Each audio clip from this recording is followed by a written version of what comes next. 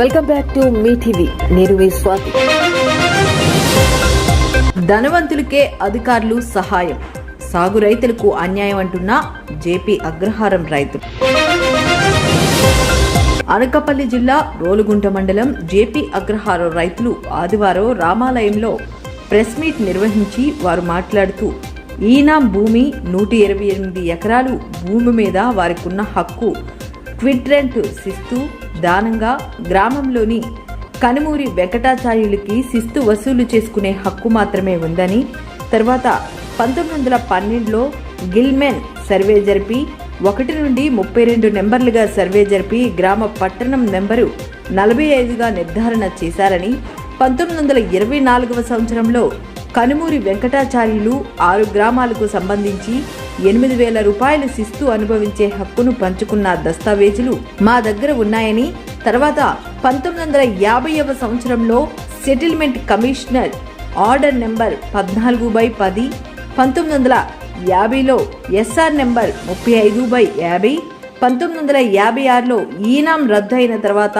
1967వ సంవత్సరంలో గజల్ నోటిఫికేషన్ ఇస్తూ 1969వ సంవత్సరంలో గిల్మన్ సర్వేలో ఉన్న 32 సర్వే నెంబర్లను 1 నుండి 93 సర్వే నెంబర్లుగా విభజిస్తూ ఆ సర్వే నెంబర్లలో రైతుల పేర్ల మీద సబ్ డివిజనల్ చేస్తూ ఎఫ్ఎంబి, ఎఫ్ఎల్ఆర్ రికార్డులు రైతు పేర్ల మీద ఉన్నాయని, 1 నుండి 93 నెంబర్లుగా విభజించిన మెంబర్లలో 1975వ సంవత్సరంలో జిరాయితీ భూమిగా నర్సీపట్నం సబ్ రిజిస్టర్ ఆఫీసులో రిజిస్టర్ డాక్యుమెంట్లు ఉన్నాయని, జిరాయితీ భూమిగా నమోదైన రికార్డులను 1976వ సంవత్సరంలో ఈనాం భూమిగా మార్చి కొనుగోలుదారులను ఈనాందారులుగా చెప్పి అప్పుడు ఆర్డర్లు ఇచ్చారని, 1977వ సంవత్సరంలో గజెట్ నోటిఫికేషన్ తెచ్చి 1 నుండి 93 నెంబర్లుగా ఉన్న రికార్డులను 32 నెంబర్లుగా సృష్టించారని, ఆ తర్వాత వారికి నచ్చినట్లుగా రైతులను మోసం చేసి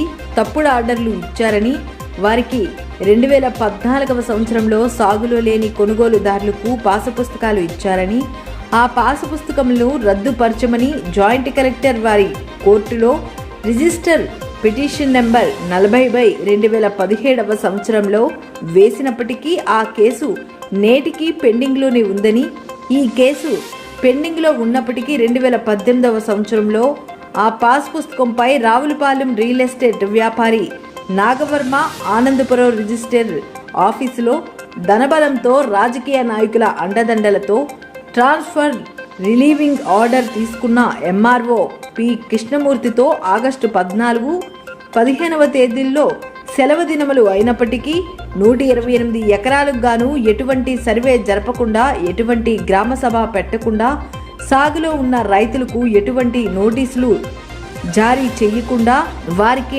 ఆన్లైన్లో ముటీషన్స్ చేసి పాస్ పుస్తకాలు మంజూరు చేసేశారని స్థానిక రైతులు తమ గోడును మీడియాకు విన్నవించుకున్నారు.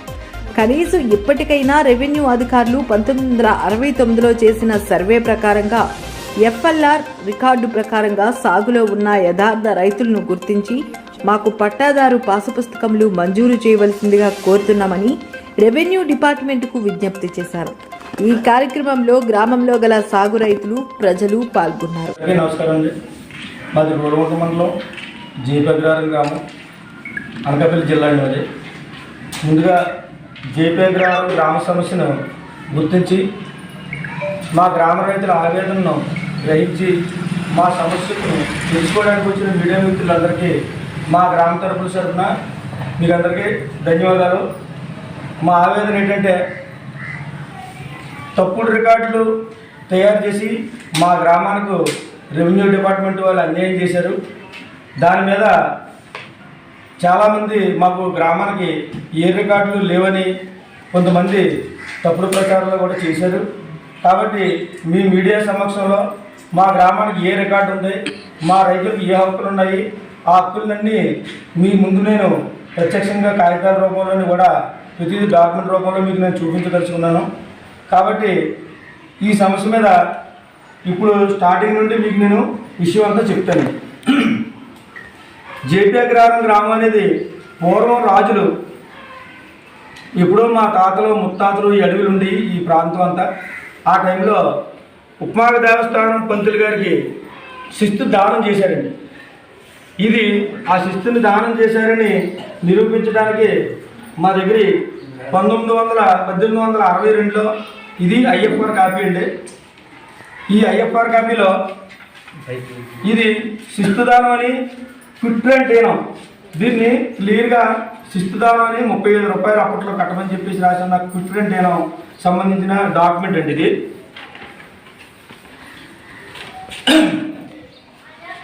తర్వాత ఇది 1912లో గిల్మెన్ సర్వే జరిగిందండి ఈ గ్రామం. అప్పుడు 1 నుండి 32 సబ్ డివిజన్లు చేసి గ్రామ పటం నెంబరు 45 ఇది గ్రామ పటం 45 అండి. అప్పట్లో 32 నెంబర్లు కలిగి ఉన్న విలేజ్ అండి ఇది. ఈ గిల్మెన్ సర్వే జరిగిన నాటికి ఈ ప్రాంతంలో యాతపాలెం అనే ఒక విలేజ్ ఉండేదండి. ఈ ఊరికి సంబంధించిందే. ఈ పక్కన ఉండేది ఆగ్నేయ దిశలో, ఈ గ్రామానికి ఆగ్నేయ దిశలో యాతపాలెం అనే చిన్న ఒక 6-7 కుటుంబాలు అక్కడ ఉండేవి. అడవి ప్రాంతానికి అడవుల్లో అప్పుడు ఈ జంతు భయం వల్ల అక్కడ ఆ భూములు మొత్తం వదిలేసి ఊళ్ళోకి వచ్చారు. ఆ టైంలో 1948 డాక్యుమెంట్ అండి ఇది. ఇది స్వాధీన తనఖా, ఈనామెట్టు భూమికి స్వాధీన తనఖా. అంటే ఈ డాక్యుమెంట్ వల్ల ఏదో మాకు ఇది కాదు, ఆ టైంలో ఆ భూమిలో మేము సాగులో ఉన్నామని మీకు నిర్ధారించడానికి సంబంధించిన డాక్యుమెంట్. 1948లో స్వాధీన తనఖా చేసుకున్న డాక్యుమెంట్. ఆ గ్రామం వదిలేసి వచ్చిన పూర్వం నాటి నుండి సాగులో ఉన్న భూములు. ఇకపోతే 1949 సంవత్సరంలో రిజిస్టర్డ్ సేల్ డీడ్ అండి ఇది. 1949 సంవత్సరంలో రిజిస్టర్డ్ సేల్ డీడ్. ఈ సేల్ డీడ్ ఇందులో మీకు ఇది ఎందుకు చూపిస్తున్నా అంటే కనుమూరి వాళ్ళ ఫ్యామిలీకి ఇది శిస్తుని దానం చేశారు కాబట్టి ఆ శిస్తుని ఇందులో ఈ డాక్యుమెంట్ ప్రకారంగా 5 రూపాయలు శిస్తు కట్టమని చెప్పేసి ఆ రోజుల్లోనే రిజిస్టర్డ్ సేల్ డీడ్ డాక్యుమెంట్లో మేము 5 రూపాయలు పన్ను కట్టేవాళ్ళు. ఇది కేవలం శిస్తుని అనుభవించడానికి మాత్రమే వాళ్ళకి హక్కు ఉంది తప్ప ఈ భూముల మీద ఎటువంటి హక్కులు వాళ్ళకి లేవు. ఇది అప్పుడు డాక్యుమెంట్ అండి 49.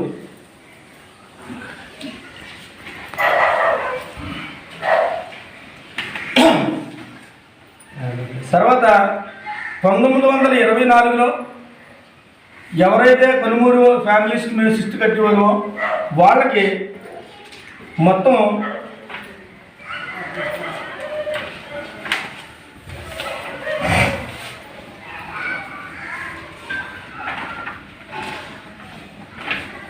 ఏడు విలేజ్ 6-7 విలేజ్లు ఇచ్చారు సార్. శిస్తు వసూలు చేసుకుని తప్పులు ఈ రాజగోపాల దేవస్థానానికి సంబంధించి 270 ఆ 230 రూపాయలు ఆఫీసులో జమ చేసిన ఆ దేవస్థానం తాలూకా రికార్డు చెప్తుంది. అంటే ఇది ఉదాహరణ మీకు ఎందుకు చూపితే ఆ టైంలో ఈ చట్టం రద్దయిపోయి భూములు రైతులకు ఇస్తే ఎవరికి ఈనాటికి గవర్నమెంట్ ఒక దళ కేవలం మా దగ్గర శిస్తుని అది బట్టి పూర్వం అనుభవించేవారు, ఆ దోపదేవతలకి ఇచ్చేవారు తప్పగానే తిరిగి సంబంధం. జానకి పేరు కూడా రాక రీజన్ ఉంది. పూర్వం రాజునితో భార్య ఆవిడ పేరు జానకిదేవి. ఆవిడ పేరు మీద ఈ అర్చన చేయడానికి ఈ శిస్తుని వసూలు చేసేవారండి. ఆవిడ పేరు మీద అర్చన చేస్తూ వాళ్ళు అనుభవించడానికి మాత్రమే ఈ శిస్తు హక్కు తప్ప వాళ్ళకి ఏ విధమైనటువంటి భూమి మీద ఏ విధమైనటువంటి హక్కులు లేవని తెలియజేస్తున్నారు. ఈ ఆంధ్రప్రదేశ్ గజెట్ వచ్చింది కదండి, గజెట్ నోటిఫికేషన్ వచ్చిన తర్వాత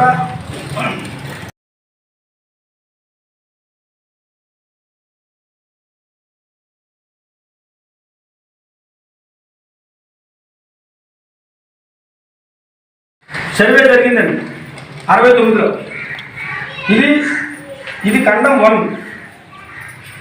ఖండం 1 బాగుండి, ఖండం 1 ఖండం 2 2 భాగాల కింద సర్వే జరిగింది. ఇది ఖండం 1 తాలూకు మీకు నేను చూపించాను. మొత్తం గ్రామపటం కూడా మీకు నేను చూపిస్తాను.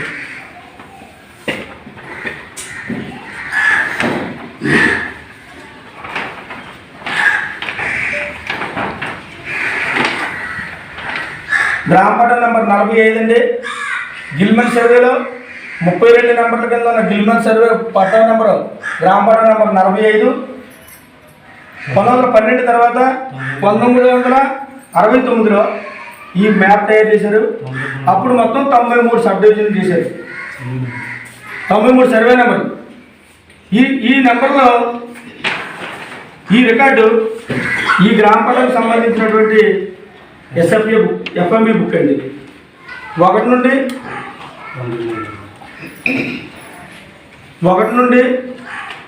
93 నెంబర్లు అండి.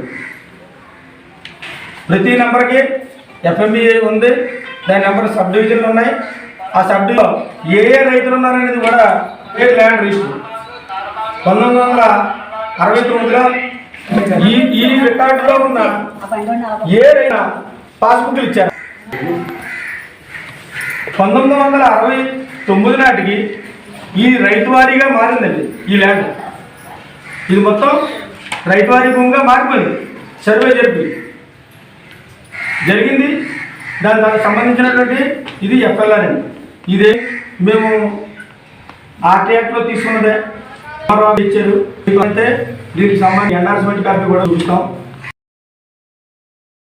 68లో రికార్డు ఏదైతే ఉందో 93 నెంబర్ల కింద 93 నెంబర్లో పార్టీషన్ చేశారు భాగాలు. అయిపోయిన తర్వాత ఆ 93 నెంబర్లో 1975 సంవత్సరంలో survey number 67, survey number 75, survey number 78 అండి. ఈ నెంబర్ల మీద నర్సీపట్నం సబ్ రిజిస్టర్ ఆఫీస్లో ఇది జిరాయితీ ల్యాండ్గా రిజిస్ట్రేషన్ జరిగిన షేర్డెడ్ ఒరిజినల్ కాపీ.